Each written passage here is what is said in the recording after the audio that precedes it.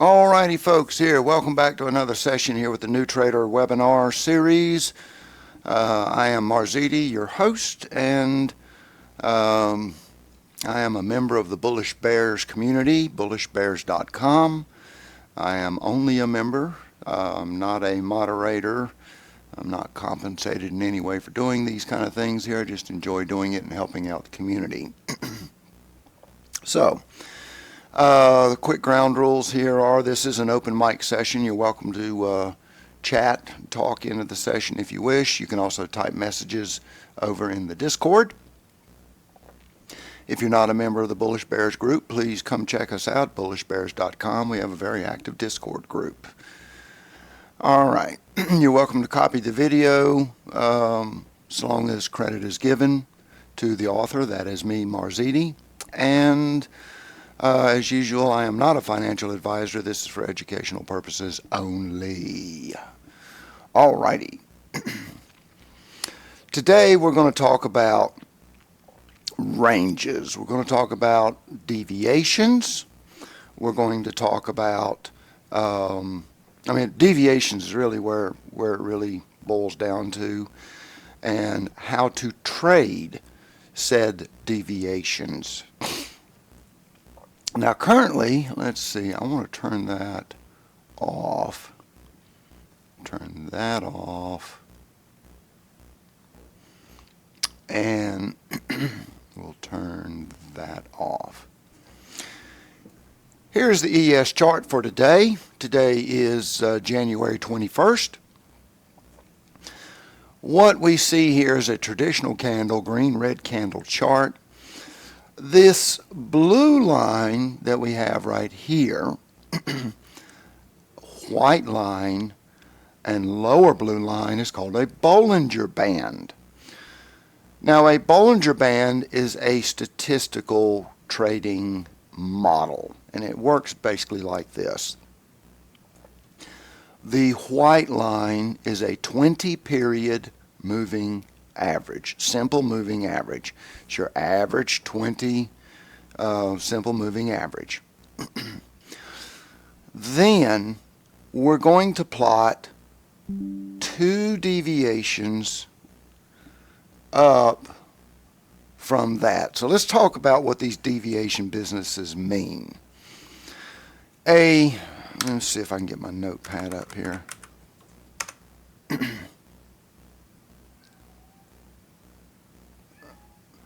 All right, so a standard deviation, and let's increase the font. Where's the font setting here? Here it is.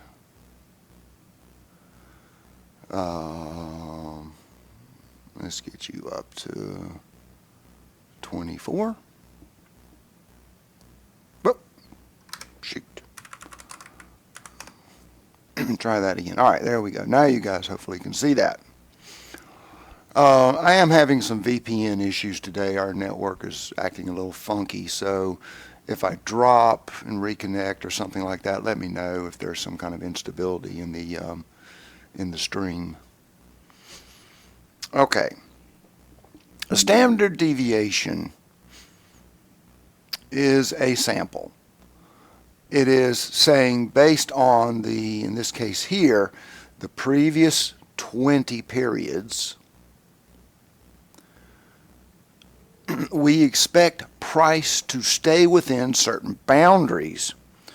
So one standard deviation is approximately 68.8%. Two, if I could type today would help, is approximately 95%. And three standard deviations is approximately 99%. Now, what does that mean? Well, what that means over here, the Bollinger Band is 2 deviations above, 2 deviations below. Okay, let's change that And let's go to 1 standard deviation. Now what that means is that under normal circumstances, and let's kind of go back over, well, I'm zooming in. I didn't want to zoom in. I wanted to slide. What that tells us is that approximately, we're going to call 68%. We're just going to round it to 70%. Most people are used to that. Here's 1 deviation up, 1 deviation down. 95% of the trading should be in this area. All right, of all the price action. And as you can see here, now here we're outside of the Bollinger Band, but then we come back in and then we are in and out. The standard Bollinger Band, which makes more visible sense to people, is this. 2 standard deviations above, 2 below, because the markets, strangely enough, seem to move. So we say that we're going to stay within 2 deviations of the center. Remember, the white line is the center. Well, let's kind of take a look at how this works and how do you trade it. Now, the theory with the Bollinger Band is that when we hit a deviation band, we have a tendency to go back and mean revert to the middle. So we hit a band, we go back. We go up here, we hit a band, we come back. We didn't actually touch it, but we came close to it. So there's the first part we need to kind of understand. We hit the band down here, we went back to the center. But there's several other aspects of the Bollinger Band trading system we need to understand. The first is it can walk the band for a while before it goes back. So just because it touches the band does not say, oh, well, naturally I need to go back and trade long here. No, there are several other factors. Number one, let's consider the slope of the 20. So if I see it touching the band here on the bottom, and I see a bearish slope, I don't have as much confidence in going long here yet. Now, and in fact, we can see it walked the band and pushed the band and pushed it and pushed it and pushed it until it got way outside of the band, and then it came back to the middle. However, again, bearish trend. When we hit this band, look at what happened. Now we're trading with the trend, and look at the move. So in this scenario, if I'm only looking at, let's just say, this region here. Well, let's not do that. Let's do vertical lines. That would be more clear. Here, what do I see to the right? Bearish trend. So if I, to the right of this vertical line, I see that the 20 is bearish. Okay. That means I need to be looking for bearish trades because the odds of it going deeper in my direction are greater. So if you're a scalper and you want to scalp back towards the mean, fine. That's, totally between you and your strategy. But the real trade here is to wait until we get it to the midpoint or the other side. Let's come back over here and take a look at this. Here we see that the line is kind of flat. The midline is kind of flat. So the fact that it ping-pongs from one side to the other side, back and forth, makes sense. Now these are all called reversion to mean trades. all called reversion to mean trades. Now, there's another thing to understand, though, about deviation trading, and I want you to notice how big, where's my little drawy tool thingy? Is it here? No. Where is it? It's here. No, not there either. Well, where is this silly thing? Top center. Oh, yes. Thank you. All right. Notice this bulge here. So with that bulge, that tells us that the range is expanding. Now, that's fine, but what I'm really more interested in is understanding the dynamics here. When the range is wider, certainly the moves are wider.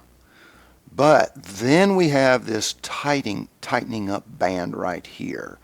Now, what does that tightening up band tell us? Two things. The first thing it tells us is chop. It tells us very good odds of chop. This is compression. The second thing it tells us is that what follows compression is expansion. So when I see these Bollinger Bands tightening up, yes, there's some trades in here, but you can see it's tight, so there's not a lot of money necessarily in the trade unless you're a scalper type. Now, we see this very commonly in the after hours from market open at 6 p.m. Eastern until the London session opens at 2 a.m. Eastern. A lot of times we'll see that. The Asian markets really don't push us around a lot.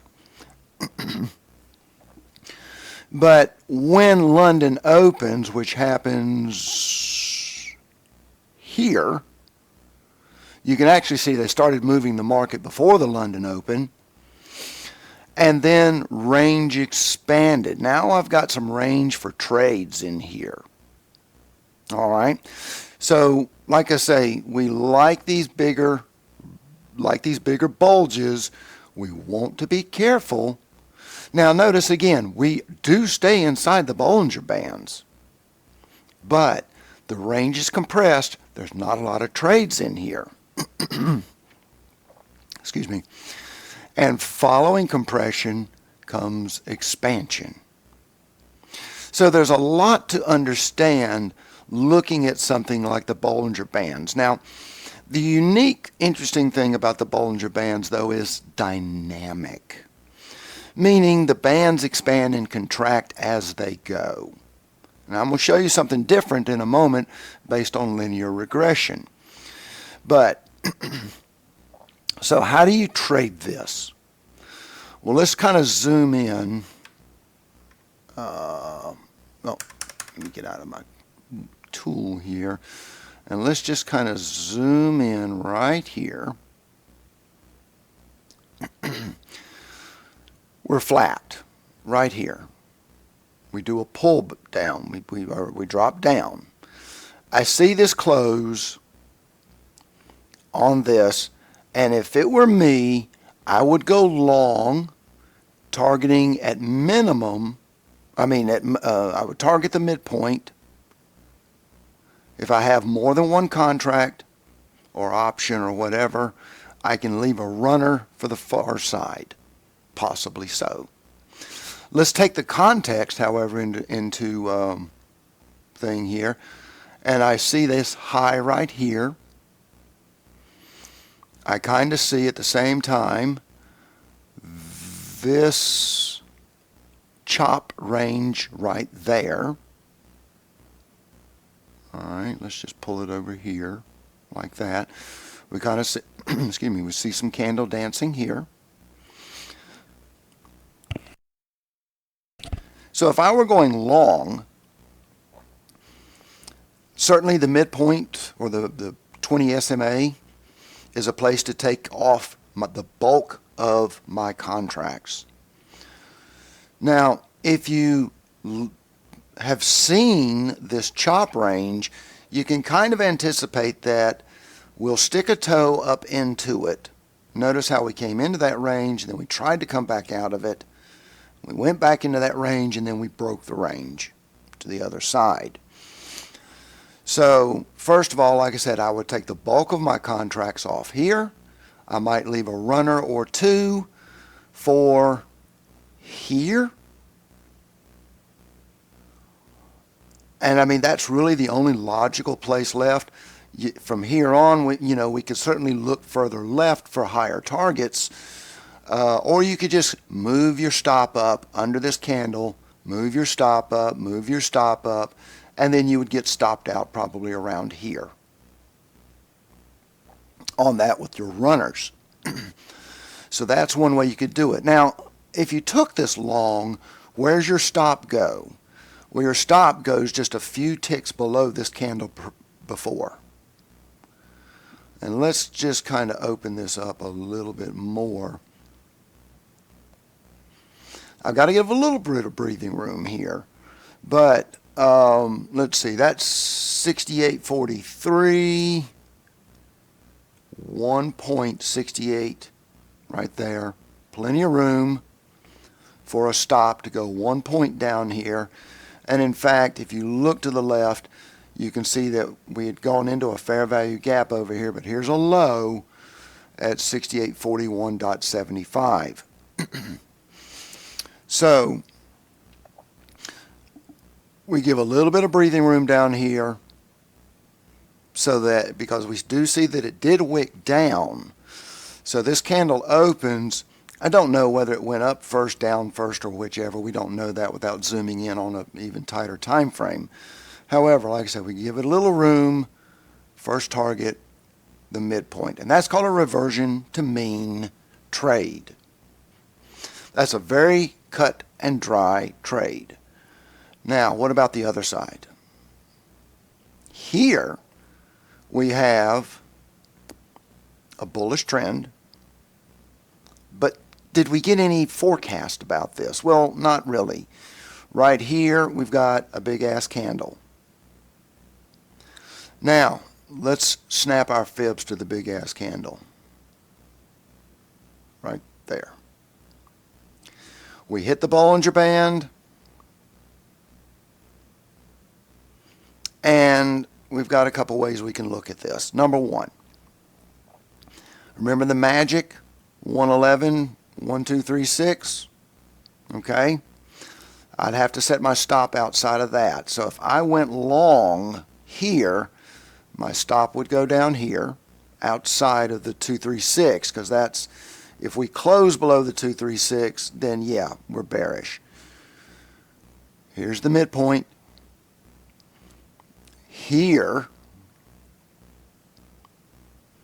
is my upper side target. Let me zoom in on that so you guys can see what I'm talking about. The top of this wick right there. Okay. So again, I go long, take off the bulk of my contracts here. My runner is targeting this wick, which it hits. Now at this point, I could either close the entire trade, or I could just simply walk my stops up behind it. Depending on how tight you want your stops to be, a lot of times I try to follow 2 candles back at the lower wick. So let's say that price is on this red candle. My stop would be on this candle here, 2 candles back at the low. And then as this candle then moves to the next green candle, I move my stop up, following it. But if I think that we're going to, like, here's liquidity, I might go ahead and move my stop up even tighter, expecting a possible liquidity run in rejection. Didn't happen here, but that's a possibility. Now, can we find... Now, what do we see here? We see we're coming into this very bearish. Now, we hit this Bollinger Band, could go short here. We come down. Now, by the time you're over here, what do we see? We see that the line is now flatlined on us. Where it was very bearish here, now it's going sideways and even starting to slope up slightly ever so bullish. So at that point, I'm going to say, okay, I'm going to start looking. We may hit this, we may not. You can see it wicked. It didn't really close down on it. So at this point here, the minute I start to see this trend very sharply bearish, now flatlining, okay, I'm thinking possible reversal. So at that point, I'm going to start looking for, I think there may be a reversal signal coming, possibly. Who knows? We could start going sideways. I don't know that at that point. So I would probably start walking my stop here, and I would get something. I wouldn't get a great trade out of it, but I would get something out of this trade. All right. So there we have. We've talked about how to trade this Bollinger Band, some different ideas. The fact that the thing to understand here, let's get these drawings off here and get it because it's real messy looking. The thing to understand here is price stays in these bands most of the time, and price has a tendency over time. Look here at today. Now it's important to also understand, is it going to come back to this Bollinger Band? More likely, but also note that the Bollinger Band midpoint is actually coming to price. If price continues to go sideways here, the Bollinger Band is what's going to move, not the price. So that is one of the problems. If you take this short, you're losing potential profit every candle because your target is actually walking towards you. So we don't want, in this scenario, to be going short unless we are a scalper, because of the fact that here, here I had good money in this trade. Here I don't have nearly, well, about the same, but as you can see, we're going into compression, and so this line is coming up towards me, which means every candle, my potential profit is getting smaller. And not because price is moving or not moving, but because the mean, the average, the 20 SMA, is moving towards me. So there is something else to consider. So expansion, compression, walking the line, as we see that we're doing this morning, watching the trend. Now, what else helps us with the Bollinger Band? Well, there's something very else dramatic that helps us with the Bollinger Band, and that is, this is a Heikin-Ashi chart, and that's okay for the moment. I'm not concerned about that so much as I want to put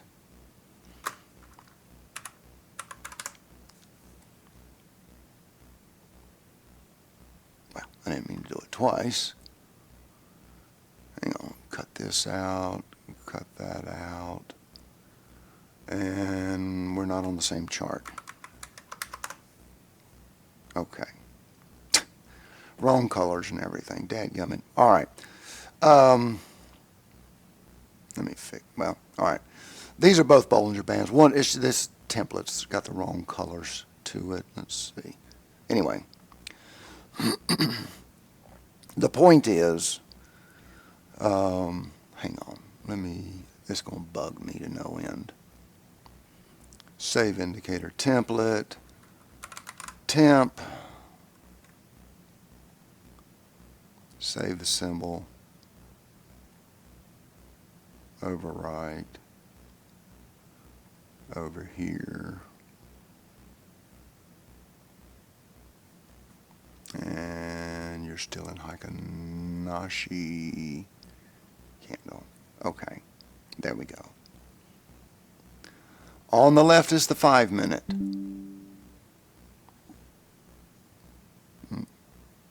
Just a second for my VPN.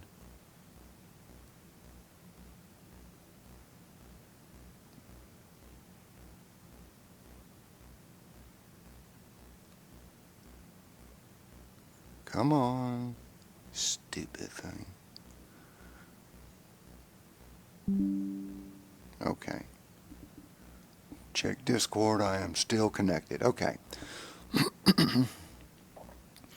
On the left, 5-minute. On the right, the 30-minute. Same tickers. I generally, well, this is kind of backwards the way I do it, but that's okay. The point being here is, as I look at this slope here, I also want to look at this slope here on the higher time frame. If those two time frames align as far as the slope direction, bearish or bullish, all the better. Right? All the better.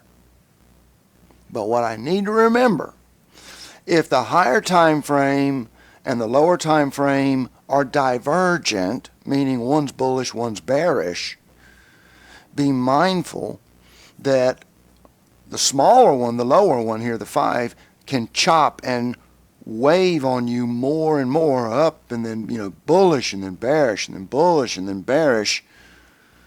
So in a perfect scenario, I would want to trade when the setup occurs on the 5-minute.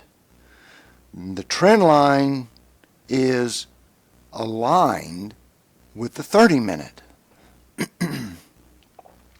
But also notice here that this 30-minute is all the way out there at the Bollinger Band extensions, at the Bollinger Band itself. So what does that kind of give me?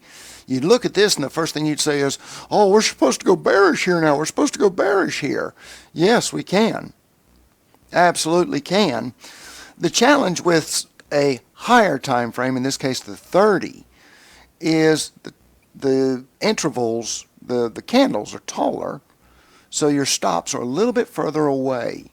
So in that situation, I want to make sure that I'm timing my entry based on the lower time frame, hitting the band so that my stop can be tighter over here on the smaller time frame and still being in alignment with the upper. Because if I just trade on the 30-minute, it may play out perfectly fine. A lot of times it does, but your stops are going to be a little bit further back. Now, your profit target's going to be better as well. Certainly, this mean reversion trading, and let's just say that this comes up over time and this comes down. So we're going to put it in the middle. Well, if you notice here on the right, kind of about the middle, if you cast your eyes to the left, is about that bottom Bollinger Band on the 5-minute chart. Interesting, but okay, whatever. My point being is, always look at the higher time frame. Because if this hit the lower band and you're thinking, I should go long, and then you come over here and you look at the 30-minute, it would tell you, no, no, hell no, you don't go long here. Okay? So we want to kind of have time. Now, how much difference in I'm asked a lot of times, well, if I got the 5-minute over here, should I use the 15 over here? Should I use the 10? Should I use the 30? Should I use the hour? I like at least a multiple of 4 or better. So if I'm on the 5-minute here, times 4 would be the 20-minute. Well, nobody uses a 20-minute. So the next would be the 30. All right. Stupid VPN, Swanee. This is being recorded, by the way, so if I do have a problem with the Discord, it will be in the recording. The recording's going fine. Okay. Notice here we've hit the midpoint. All right. So what does that mean at this point? I mean, we are really been walking this line up. So if I kind of look from down here to up here, the middle area is, interestingly enough, a fair value gap right here.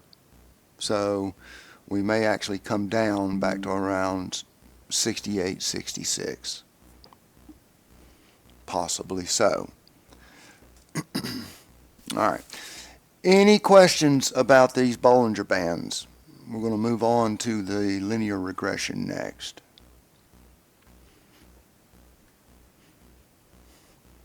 Okay. So let's hide the Bollinger Bands.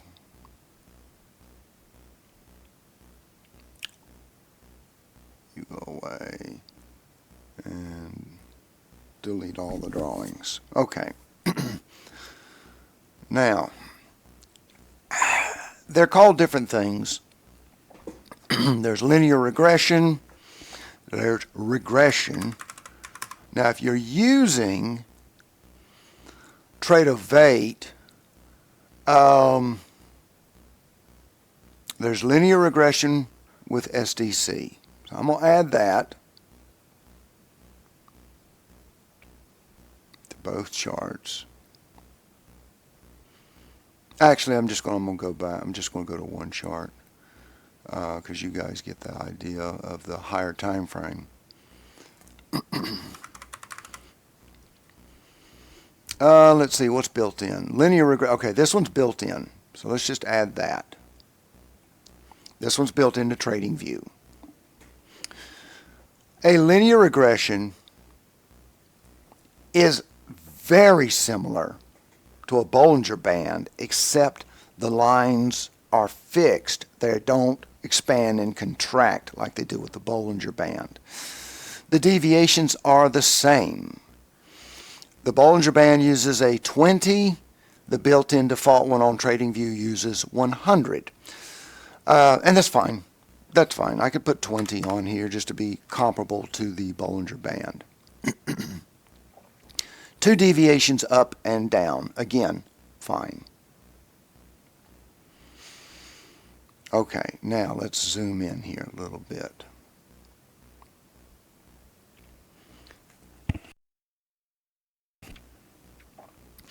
Where the Bollinger Band, you might see compress and then get big. Like this. You see that the linear regression, however, is essentially following the same pattern, but the lines are static instead of dynamic. But it is, in fact, the same concept. It's, some people like one, some people like the other.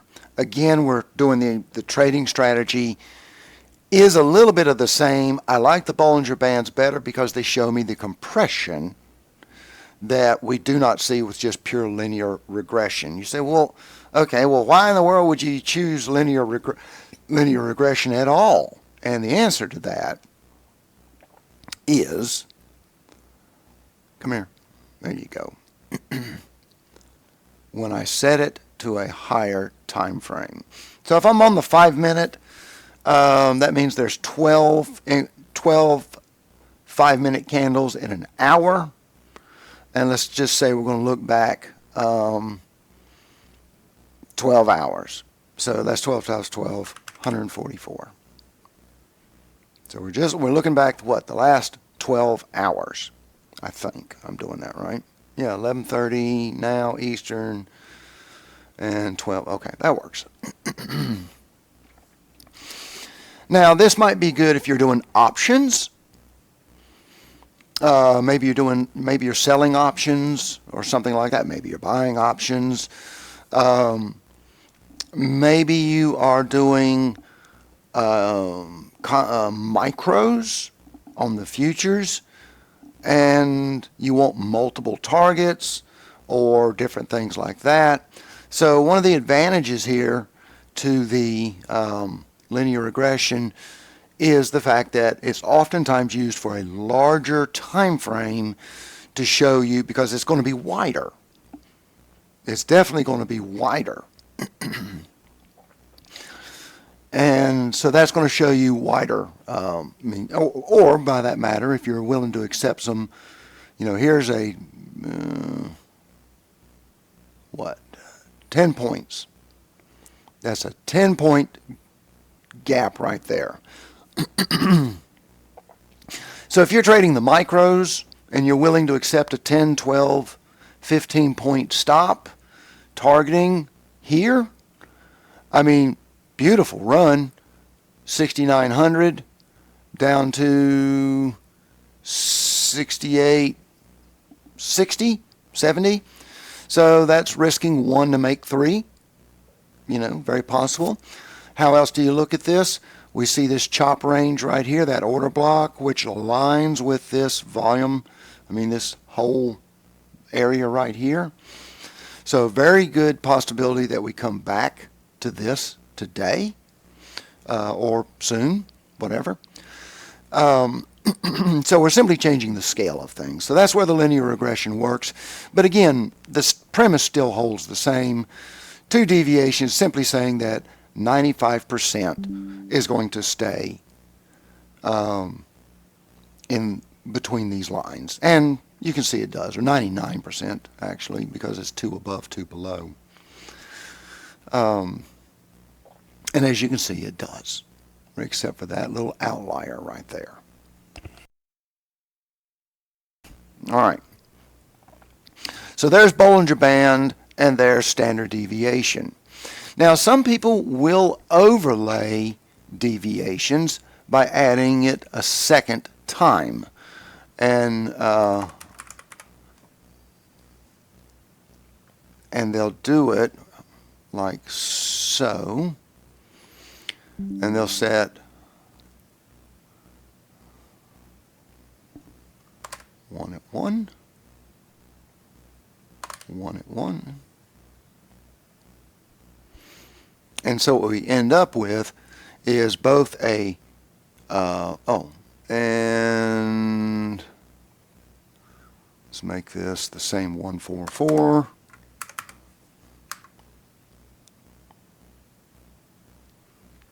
And now you have your center line, 1 deviation above and below, 2 deviations above and below. So now you're starting to see you can start getting even tighter with some of your band trading. Let's say here, well, it broke down. Obviously, we see that the pattern is more based on the 2 deviation than it is the 1. But if I shorten it, let's just say we go to, just cut this in half.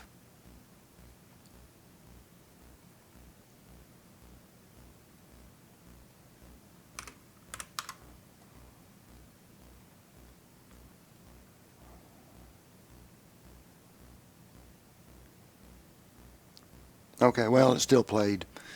It's still playing the boundaries here, but you can see here it actually went 1.5 deviations. Okay, fine, 87%. But if you're doing that and you see price hit this band right here on a smaller time frame, you kind of get an idea of what's going on. Now, here's the other problem, though, with standard deviations. That slope that you're seeing is as it is based right now. When this candle, when all you had was this, those slopes would have been pointing down. Matter of fact, let me see. I don't know if this will work or not. I don't ever do this playback feature. Where's replay? I don't see replay. Anyway, okay.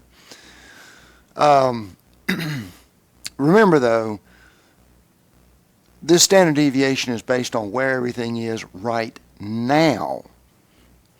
But at the time, if you were looking at, if this was your chart, the slope would have been going down. Okay? Now, the other thing that some people will do instead is they'll put one longer, one shorter.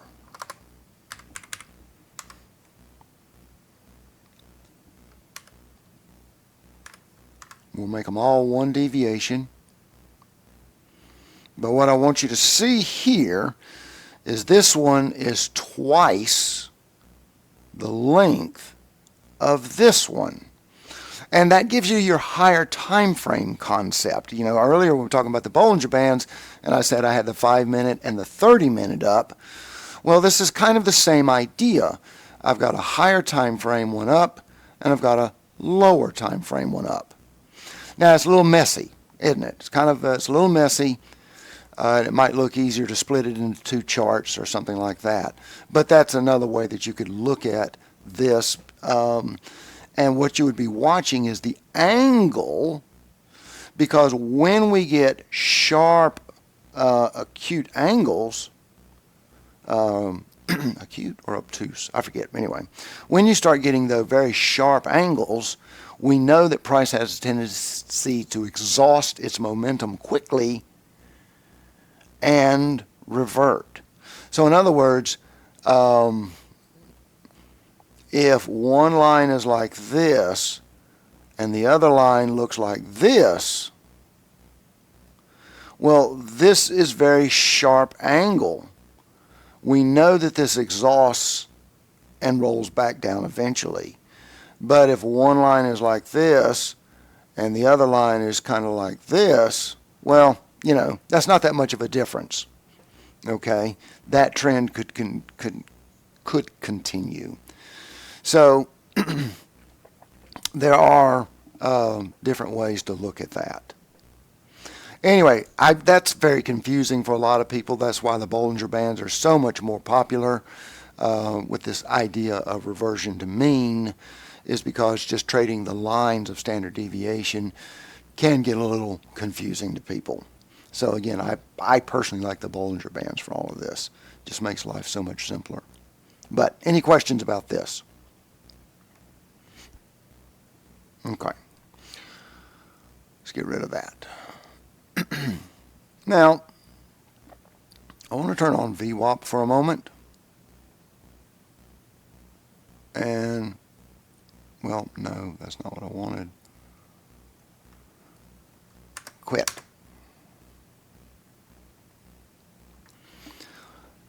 There's also, under VWAP, deviation bands. Here. We'll go 2 deviations based on, well, why didn't anything happen? Here. There we are.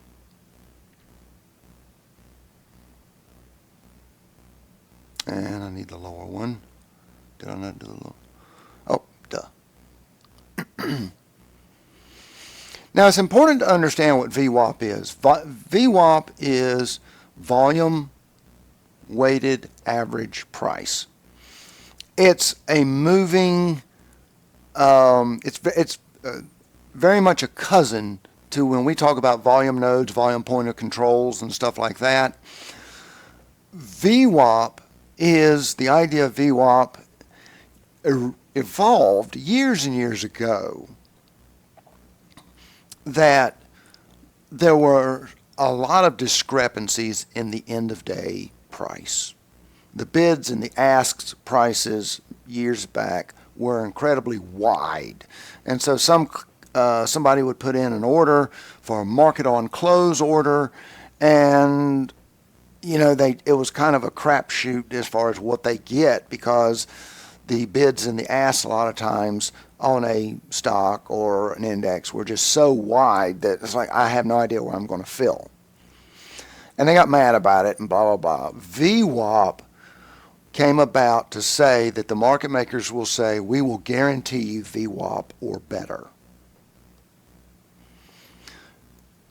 So it's an old concept. We don't have these wide, crazy gaps anymore necessarily, unless you're a penny stock or very, very low liquidity stock, very low volume throughout the day. But, I mean, if you're a million share a day traded stock, you really don't have that much between the bid and the ask at the end of the day. But people still use VWAP, just like they use pivot points and, things like that. And there is a strategy to it. So if you'll notice, and I'll just use my magnifier, many people trade VWAP bands. Again, this is all 2 standard deviation bands. And you can see that it's much like a Bollinger Band, but instead of it being the 20 SMA for the center line, we're simply replacing it with VWAP. You'll also notice, though, that we don't have as dramatic of Bollinger Bands had a lot more humps and compressions. VWAP does not have that nearly as much.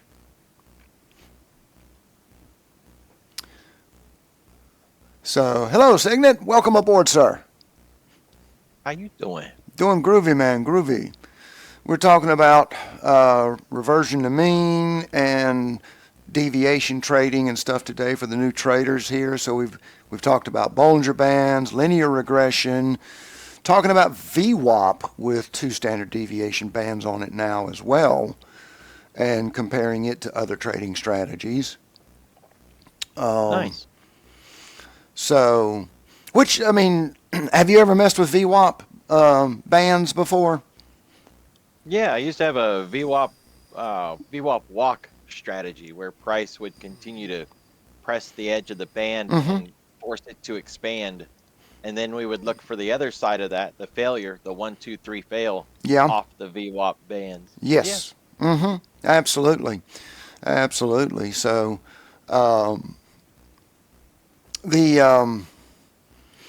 there's all kinds of things. And you say, well, why might you use this as opposed to a Bollinger Band or standard deviation? Why might somebody use this? And the real thing is because the VWAP factors volume, not just average price, but it also factors volume. So it kind of gives you more of a true center of where the price action is. So it's a little bit more true on the, but like anything else, the downside I should say though, the problem with VWAP is it is anchored right here every day. Because therefore it's not just with a Bollinger Band, it only samples the previous 20 periods, candles. VWAP starts at market open. And there's another gotcha here. Different brokers will start their VWAP indicator at different times. You say, well, what do you mean? Well, we know that the ES futures opens at 6 p.m. Eastern, but some brokers might start their VWAP at 9:30 New York session open or something like that. Or they may, whatever. So you need to verify that with your broker to see, but the point is that it's anchored at the start of the day. Come on, where's my little drawing thing? I've lost it. There it is. It's anchored at some point like this instead of being just the previous 20 periods. So you're factoring in all of this as part of where that line is. Now the good to that is it tells you where a lot of that heavy trading and concentration is, the favored area of the day, the volume node of the day, volume point of control of the day is, and that's important to know. But what it also, though, the downside to it is, though, when we have big moves like this, it lags dramatically because it's got to average all this out of the system. All that's got to get averaged out of the system before it really starts to catch up to where price is. So, again, it's just a different strategy. As long as you understand it, it's fine. As long as you get that, I mean, that's cool. But, okay, yes, I see what you posted. The Bollinger Bands use a 20-period moving average and build the bands around that average. And that makes it not so tight to price as opposed to VWAP like you said, that runs with volume. But you can see how the 20 period moving average dictates where that Bollinger goes. And Yes. it helps. I highlighted the little squeeze area. It helps with that. So if you want something that's going to hug price, a 20 period, you can knock that down to like a 15 or a 12 period Bollinger. It'll Mm-hmm. hug price more, and it'll give you a better centrifugal or a better cone around price, as opposed to the VWAP, which is going to be more static. It's almost like a 200 period moving average. It'll be much farther away, but it'll provide more structure. So that's your high and low. It's your bull versus bear, whereas the Bollinger is going to ride with price more, and it's going to be more of your like true average I of kind of price. think, and for me, and again, this is just me. I don't know if I'm the majority or not. I like the Bollinger Band best because as a day trader, I'm looking at the technical analysis of things as far as the measured moves, the 111s, the 1236s, things like that. I'm paying more attention to that. Um, and I think that VWAP trading or linear regression trading, a lot of times, in my opinion, is more for people that want to slow it down and take bigger trades. Maybe scaling down on their size, but they want to take a bigger trade. As far as they're trying to get, maybe they're trading micros and they want a wider stop or something like that, but they need a lot of profit. So, looking at standard deviations and things like that, because the Bollinger Band moves with you. The VWAP does kind of move with you, but it's averaging all the overnight stuff, and that's a problem. Now, equities, in theory, again, equities run into the same problem, but a lot of equities, as far as I know, their VWAP starts at market open. I could be wrong on that, though. Um, Let me see. The thing is, if you think about the way a lot of traders use it, if a moving average is an average of price, then when we do a Yeah. moving average crossover, we know that hey, we're seeing them buy when they know that they're buying it when it's worth more. Go to the ball game and you have to pay $10 for a soda. Go to Sam's Club, you can get a soda for 75 cents. Yeah. You know you're paying up, but you really want the soda, so you buy it at the ball games. If they're buying it above the moving average, then they know they're paying up and they're buying it anyway. So it's a nice visual for a crossover on watching them buy when price is above the moving average.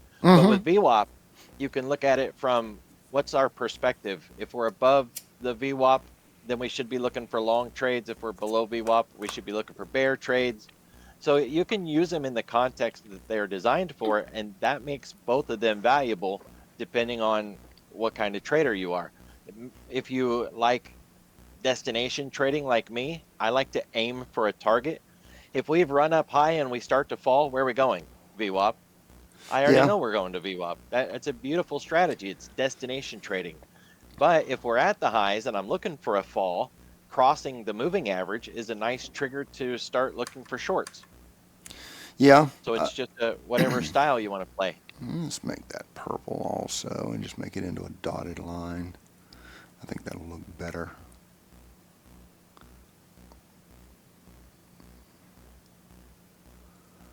That's one thing that all traders could certainly get better at is putting lipstick on a pig, making the charts pretty. I think that's an example there.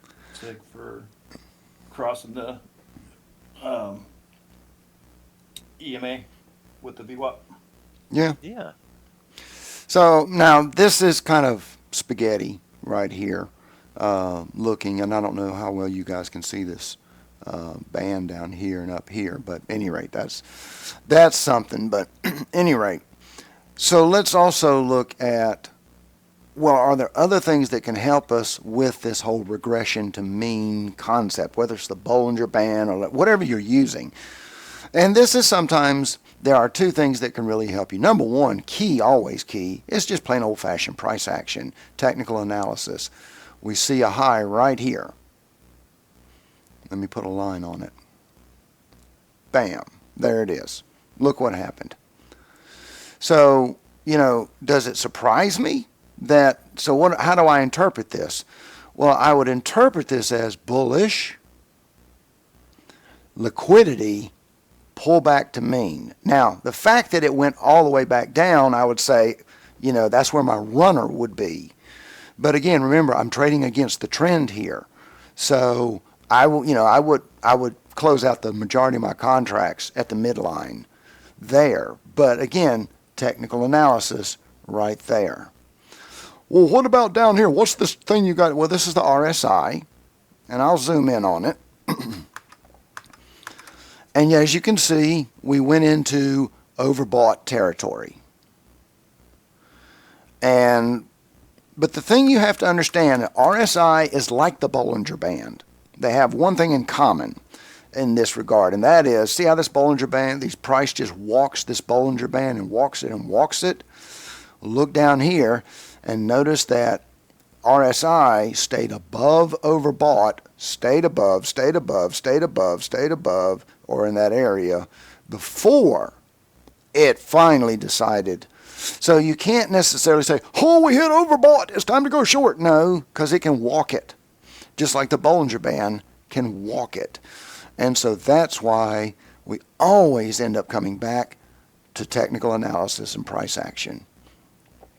And in my opinion, some people ask, well, what's the difference between price action and technical analysis? In my opinion, price action is technical analysis plus liquidity, like running the stops and stuff like that.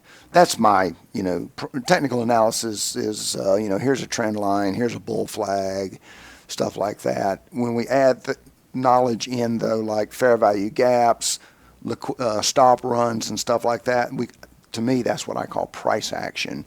So price action and technical analysis kind of go together. Hey, there's the RoboVax, 12 o'clock. Anyway, I forgot to turn that stupid thing off. I always forget to turn the stupid thing off. But when it comes over here, I'll grab it and turn it off.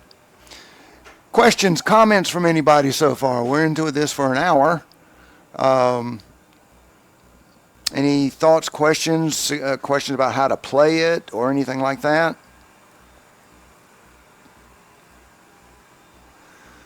Signet, I've talked about Bollinger Bands, linear regression, and VWAP. Oh gosh, I got a call from the wife. One sec. Well, while he's on the phone, one question I get asked a lot is, well, how am I supposed to trade it? Do I wait for it to do something? Do I anticipate the move? And really, there's no right answer. If you wait, sometimes you're going to not get a trade. If you don't wait, sometimes you're going to get run over. And so it feels like you're damned if you do and you're damned if you don't. And it doesn't matter what decision you choose because it's going to get you hit either way. And sometimes it does still seem that way. The the best approach is to study every type of way to enter a trade, whether that means that you wait for a trade or you use a limit order, you use a market order.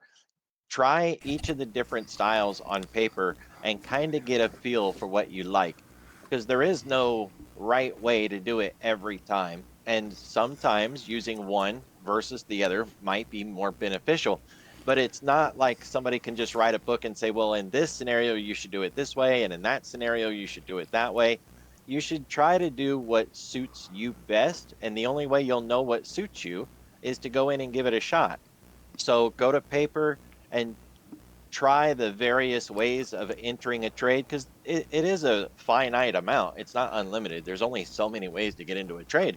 Try them all and try them repeatedly in different scenarios and see what suits you, and then slowly develop a technique that allows you to get into a trade this way in that kind of scenario, and then you'll build out what's comfortable for you, rather than trying to form fit somebody else's answer into, well, you should try to do it this way, because it's not going to work every time, because nothing works every time. And we want to be adaptive. So try different entry techniques. And the same thing with exiting. New traders, on paper, you can trade a lot of contracts, at least trade two, so that you can feather out your exit.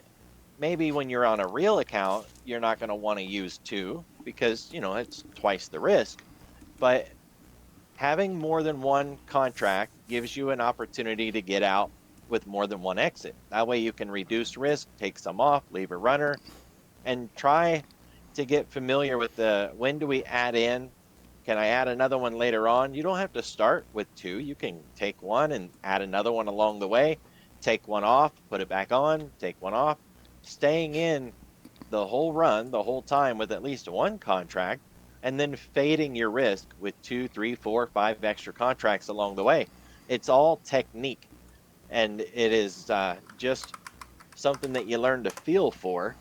And the only way to do it is just to do it.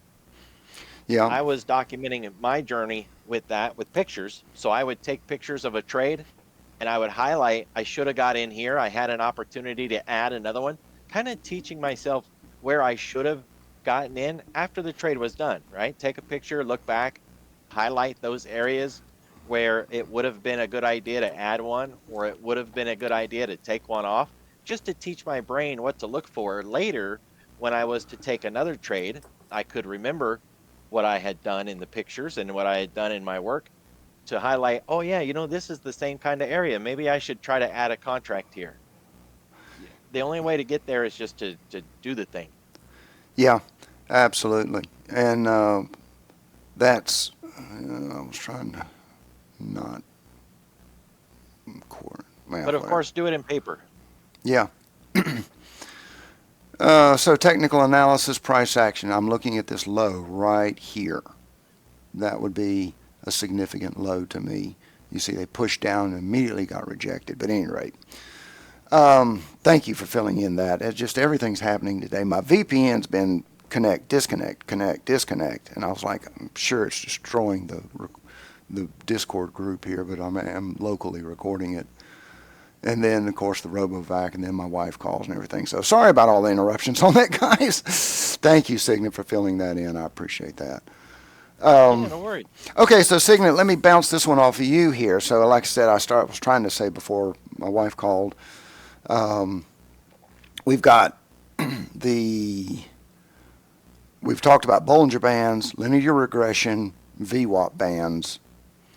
What other regression to mean types of trading indicator strategies can you think of? I mean, that's kind of I'm kind of exhausted on at the moment. I'm sure I've seen them, but I've missed something maybe. Well, there's always moving average regression to mean, but I guess I don't know. What do you think about that? The floor pivots run SNR lines, and so Thank you. when you get to R1, you look for S2. That's mean reversion. We're actually playing that out right now. We made it to R1, and then we turned around and we went back to the floor pivot. There's also what they call a Z-score. Z-score can highlight when you're, quote, overbought, overextended, you've moved too far, you've moved beyond the natural mean of the day, so you're likely to, quote, mean revert. So that's a good one to play. All right, let's see. You know what? I'm going to use a different one here. I'm going to use the one that I ported in from Thinkorswim because it's got, should have. The ADR lines that I use, there's a common there. phrase, if you get to one side early enough, you can go to the other side by the end of the day. That's mean reversion. So let's talk about this pivot point thing that Signet's talking about here. If during pre-market, now here was our pivot point. That doesn't look right. That is not right at all. Hang on. Stupid thing. Not to mention the fact I added it twice. I will add that I've noticed personally that mean reversion really works the best if you've exceeded the natural boundary of how far price should move. Then you've got a higher likelihood of mean reverting, right? If you've traveled too far, you're more likely to come back inside the box. But if you've only, quote, traveled far enough, then it doesn't really owe you a reversion. It can just stop going in that direction, right? That's a lack of momentum. That really destroys options trades when you're trying to mean revert and price just turns around and stops. Well, your call is going to bleed out, or your put is going to bleed out. You're not going to get any momentum to fuel the price of that option. So if you want a trade that has momentum to it while you're looking for mean reversion, then it's better to find something that moved too far so that we can anticipate a higher velocity on the move back. Yeah. Let's see. Hang on. It's the bungee jumper scenario. If you haven't stretched the cord, then the cord can't yank you anywhere, right? If it's a 10-foot cord and you go 10 foot out, you haven't even begun to stretch the limits. Okay. Once the bungee jumper jumps, that 10-foot cord can turn into, 30, 40-foot length and then snap you back the other direction, and you get that momentum. Can I put that on the right? Hang on 1 second, and then we'll be pivot point time frame auto on the left, put it on the right. And of course it puts it in end of day, but okay, fine. So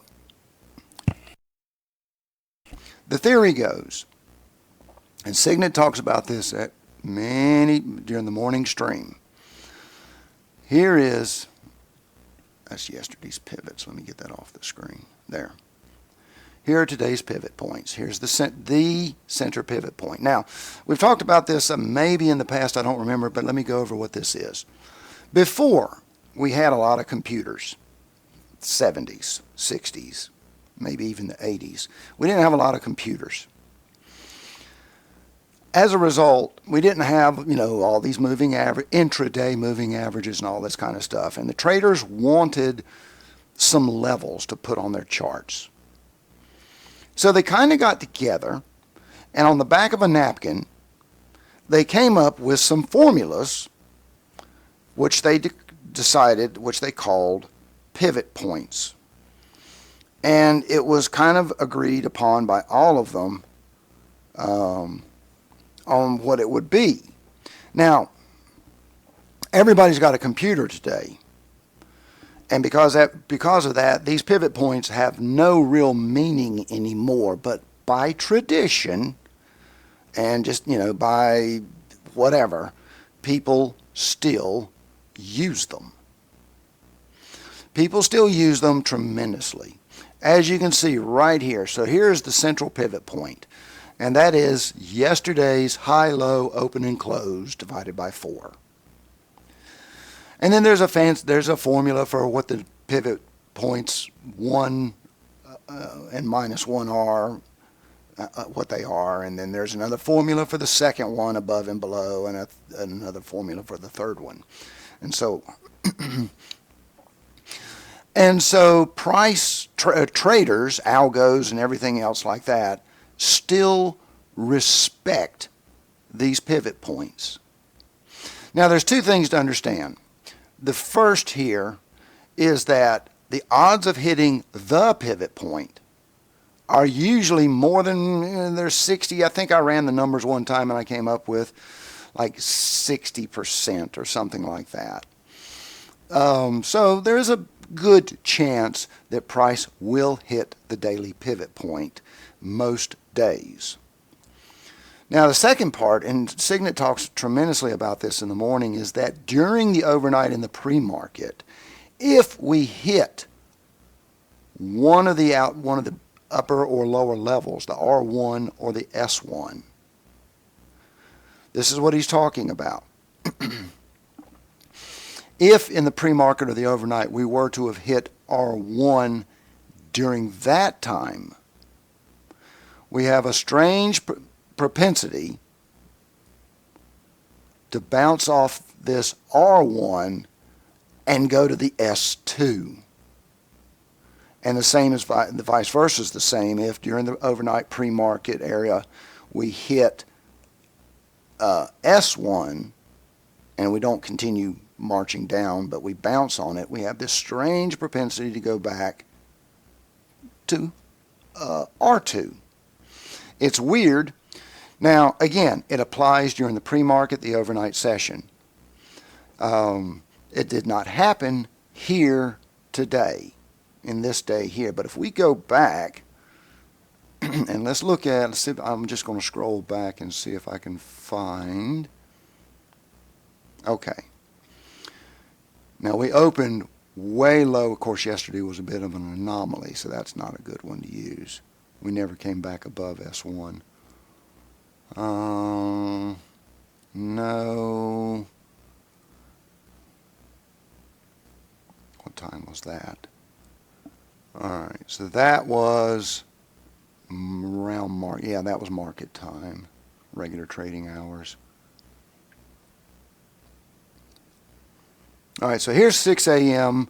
We hit S1. Now, normally we would say we're looking for a trade to go from S1 to R2. That's the trade we're looking for. However, and you could take this long right here and you'd have a stop. Now, we would have lost on this trade.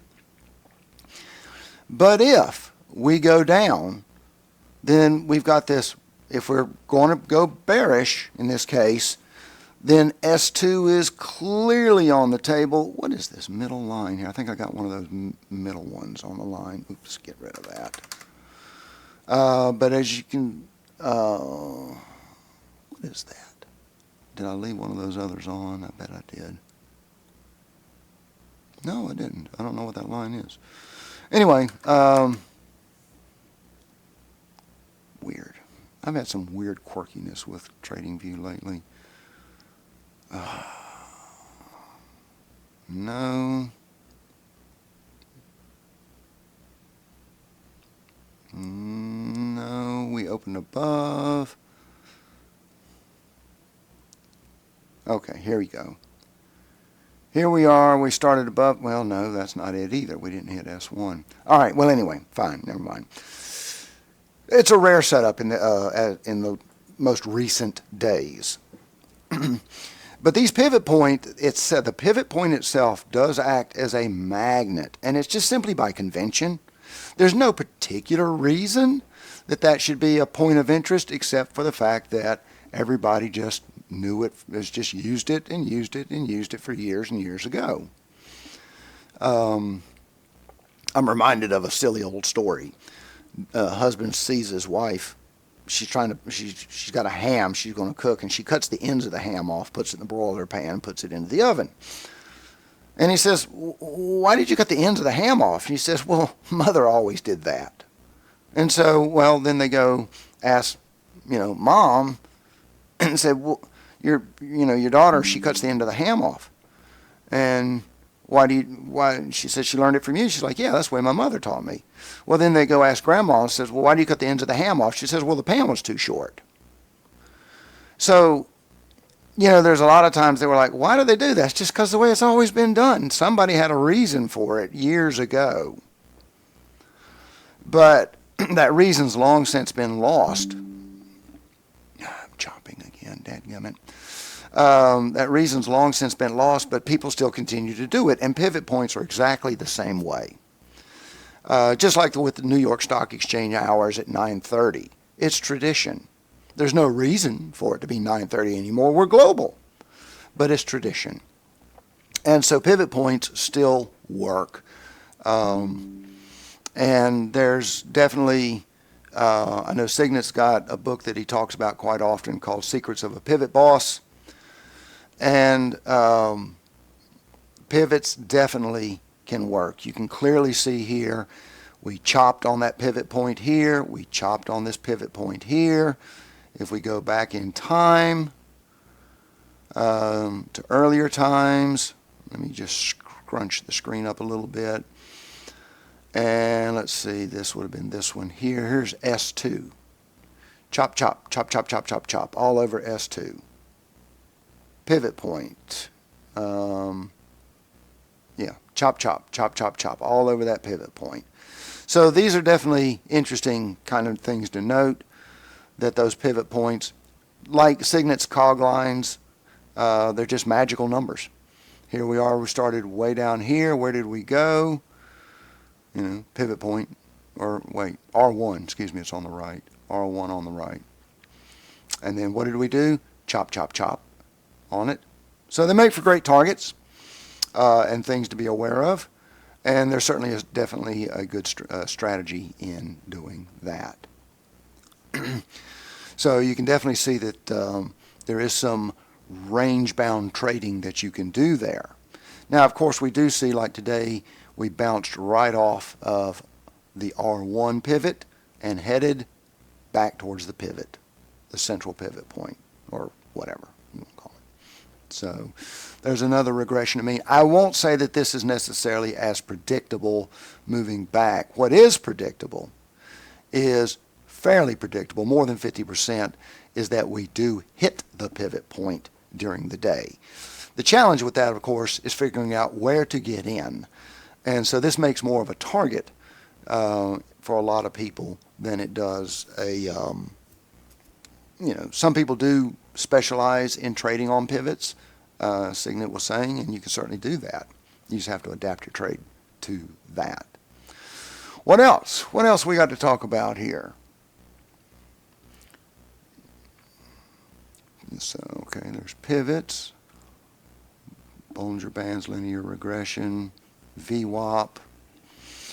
Open mic, folks. Has anybody got any questions here? Any comments? Any thoughts? How would you do this kind of questions or anything? If not, I'm getting to the point. I'm going to start winding this down.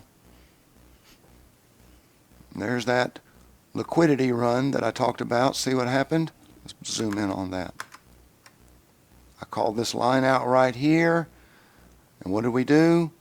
Ran liquidity, turned around. Now, that's not going to say that it's going to go way back up anywhere. It's just saying that it's a reaction point. We see clearly a fair value gap right here.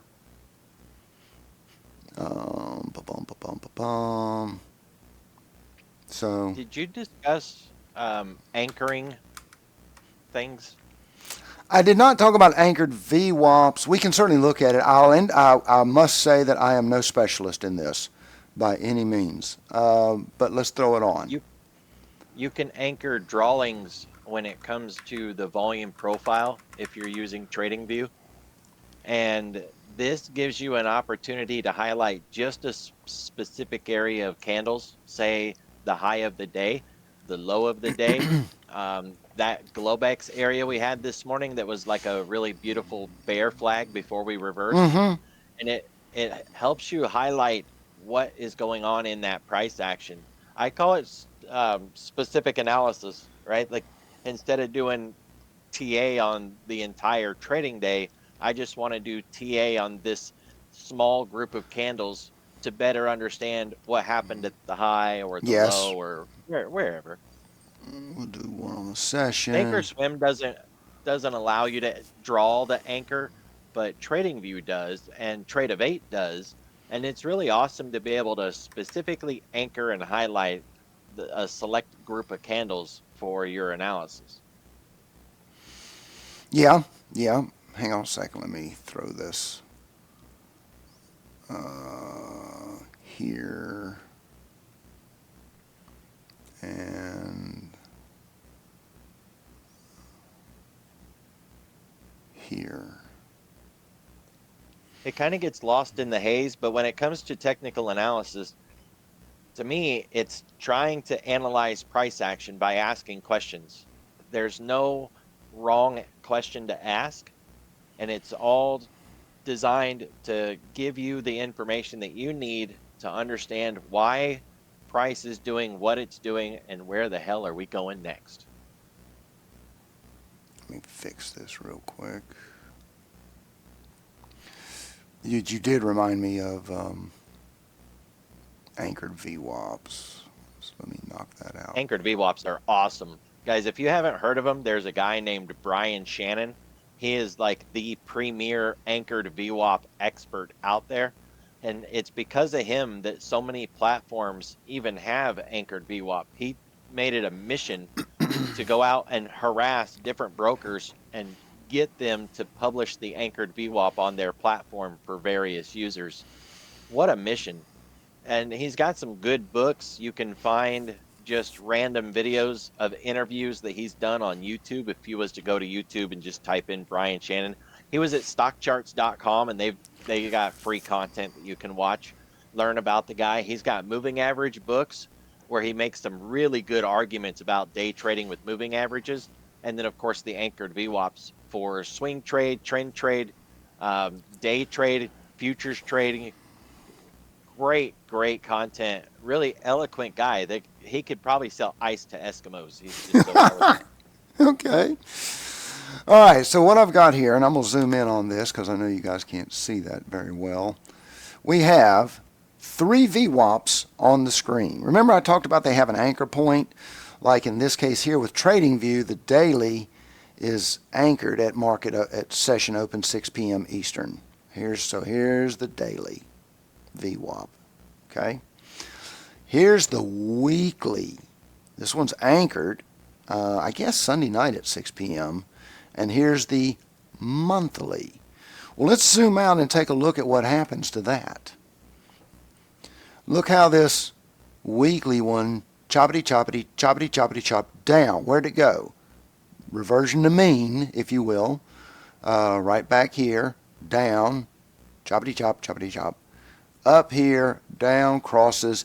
No real chop specifically here, but you can definitely see that there is some action around that weekly VWAP. Now, here I'm going to shrink. I'm going to draw this chart in. Here's the monthly. Starts here, January 1st. And what do we see? Price accelerated above the VWAP, and then eventually, bam, comes back to it on the monthly. Accelerates away from it. Bam. Away from it. Bam. Below. Back. Twice. Hits here. Now, does that mean that this thing is going to come back up to here?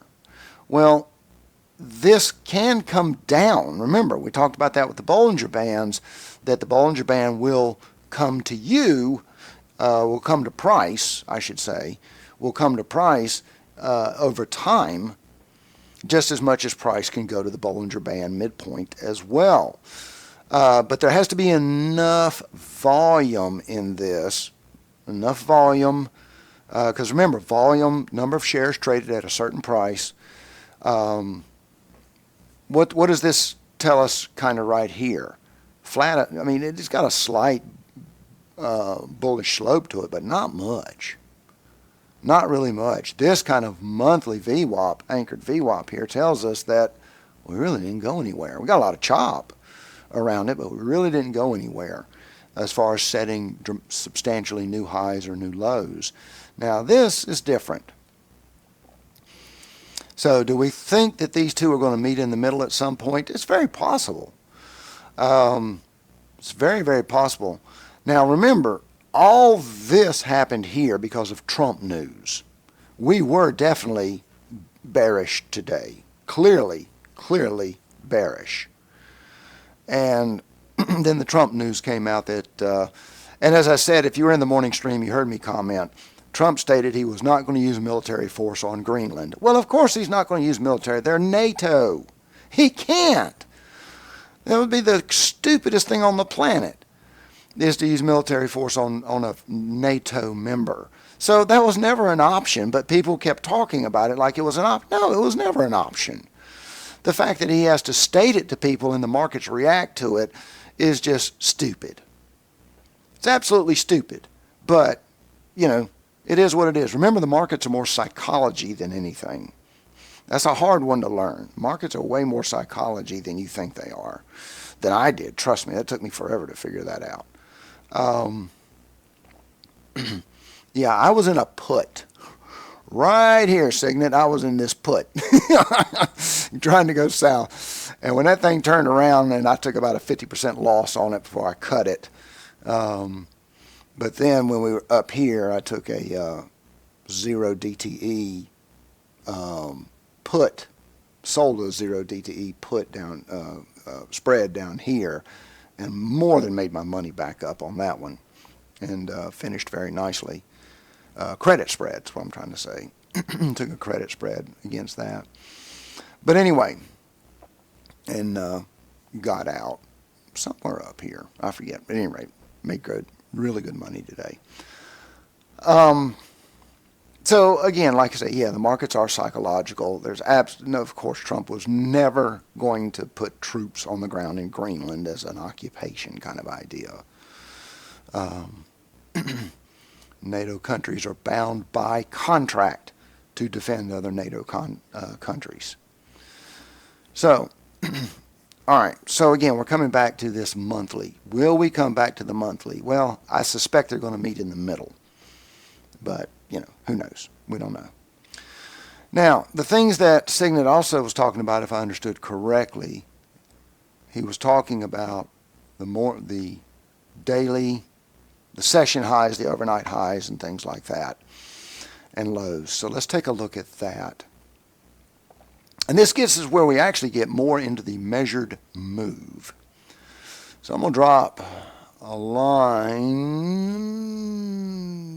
right here. By the way, remember, when you look at a candle and you look down at the bottom, the time they give you down at the bottom is the close of this candle. So this is the 9 o'clock candle. So this line's actually in the wrong, well, this is the 9 to 9:30 candle. So it actually started moving at 9 to 9:30. Market opened, this next candle is 9:30 to 10. So kind of, if you're trying to get really nitty gritty about things. So that being the case, all right, so now so I can see the high and low, I'm just going to move this candle over one, this vertical bar. So let's talk about, here's market open. Here's the low of market open. Here's the high of market open. All right. Now we see that. Okay. Now, instead, let's snap a fib on it. Or overnight. I said market open. I meant overnight. So this is the overnight in the pre-market session. So here's our fib. We snapped a fib to it. What do we know? Let's go down on a lower time frame. Here we see a close above. We talked about this in the previous video, or the measured move video. Here we closed above the 236. That is very bullish. And as you can see, we continued our move really all the way up to the 786, which is, for me, is kind of a rare number. I don't see that happen that much. I know Jeremy really likes the 786. I don't see it that much. But the point being is that we got exhausted and we turned back in. Where's the target on a turn? Where's the reversion? The zero line, right here. Let me get all this set up on the screen. This is the breakout, zero. That was the high of pre-market. So if we go up here and we're going to turn around, where's the target? The high of the pre-market, right there. There it is. Okay, there's your reversion target. The same if we broke bearish first and then we turn around. Where would the, if we broke down and we're coming back up, where would the reversion target be? The bottom of the range, 6814.5. Now, it's not a reversion to mean necessarily, but it is a reversion. Trade with a target. The challenge with talking about this kind of stuff is I'm not giving you entries and exits like I was with the Bollinger Bands, linear regression, that kind of stuff there. Just kind of give you an idea though of how these things come all the way back home. All the way back home. And in fact, you can see right here, here's the 50% of the pre-market high and low, and look what happened. We came right to it, stopped dead, we did wick on it, but we closed right dead smack on the midpoint. Now this is setting up to be, so we can kind of consider this a resistance line.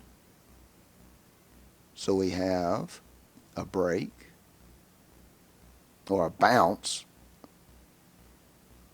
Now the question is, when we come back down here again, if we break south, where's the viable target? The 1. The pre-market low. Just like talking about the S1 to R2 or the R1 to S2 kind of trade, if we hit one side, we hit the, we move towards the other. If we have enough time in the day, we hit one side, we're coming for the other side. Are we entitled to the 786 on the other side? Well, some people will say absolutely we're entitled to it. But it also is a question of, do we have enough time to get to it today? And will news affect it? That kind of thing. We just have to wait and see. So, at any rate, but there is, that's reciprocity. I gave it to you on one side, so, we should get it on the other side if we have enough time. Mm-hmm. Now, does that mean you go short right here? Well, no. Unless you are going to trade this chop, maybe trade the move, measured move of these candles right here or something like that, because you got a big fair value gap right here.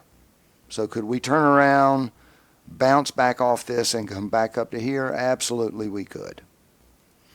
And that would give us that would actually give us an ICT setup, because you'd have a high, a low, a fair value gap that is more than 50% retrace, and then a rollover.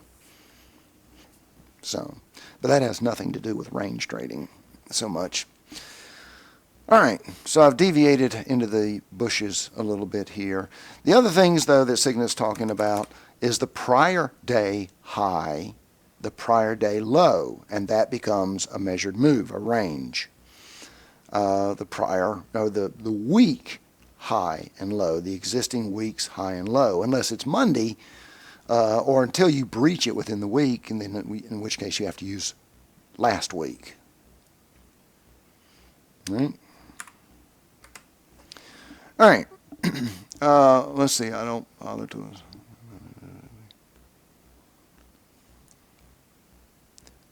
Pivots. Okay. Questions from anybody here? I'm going to start winding this down here because I've run out of topics. Going once. Going twice. All right, we're wrapping it up. Folks, I hope this helped you some. I apologize for all the interruptions in the stream today. That was unexpected, obviously. This will be recorded. It will be posted. And you guys are more than welcome to catch it there again. And again, thank you, Signet, for coming in today. And I really appreciate you being there when the phone call came through, and I had to talk to the wife real quick. And so that took care of that. And with that, this is Marziti signing off. You guys be good. And if you can't be good, at least be good at it. Y'all take care. Bye.